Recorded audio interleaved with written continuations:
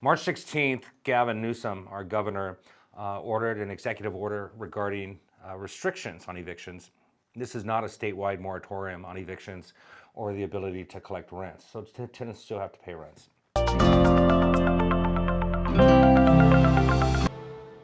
Hey, this is Rich with KRC Realty and Property Management. We're getting a lot of phone calls regarding COVID-19 evictions, but there's a couple things that if you're a landlord or you own rental property, there are a few things that you do need to be aware of. The order only mandates and that municipalities can restrict evictions for individuals that have a substantial decrease in income. So if someone is working at a grocery store or any of those services that are considered essential, they just can't stop paying rent. But obviously if you're working at a restaurant or something like that and you can document that you've been laid off, then you cannot mandate that they pay rent. You cannot start an eviction because of that. All other evictions and terminations still exist. So if you have a 60-day notice that you gave a tenant or if a tenant's lease is coming up, and you were not going to renew to them, you can definitely still take action on that. If somebody is breaching, you find someone smoking in one of your units and that's a breach of your agreement, you can get rid of somebody for that.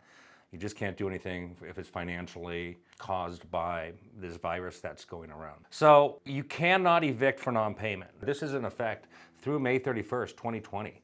So, and this could be extended. So your tenants would not have to pay you if they're financially set back until the end of May. So we're talking June 1st. You might go a couple months without collecting rents, which is, I understand they're trying to help out the tenants, but this creates a financial hardship on a landlord, especially if you just have a single family home that you're renting out and you got laid off and now you have 2 mortgage payments that are due and you can't collect the rent on the investment home.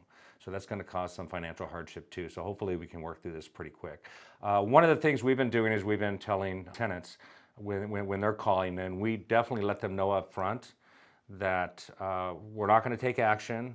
We're actually waiving all late fees. We're not going to charge them a late fee, but we are also telling them that pay something, even if it's a half a month's rent, because otherwise June 1st is going to come around and you might owe 2 or 3 months worth of rent, and that's going to be a lot harder for you than coming up with a little bit less money each month. I guess the very last thing I would want to put out there for you guys is nothing in this order from Newsom relieves a tenant from their obligation to pay rent. That's the number one thing, nor restricts a landlord's ability to go after and collect rent if they don't pay after the May 31st deadline. So the tenants are not off the hook, and that's one thing.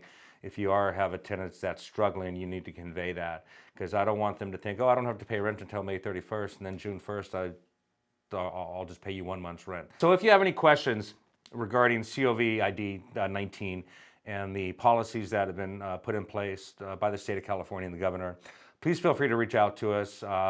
We're dealing with this every day, and I know a lot of you are not, and we would love to help you out with any questions that you might have.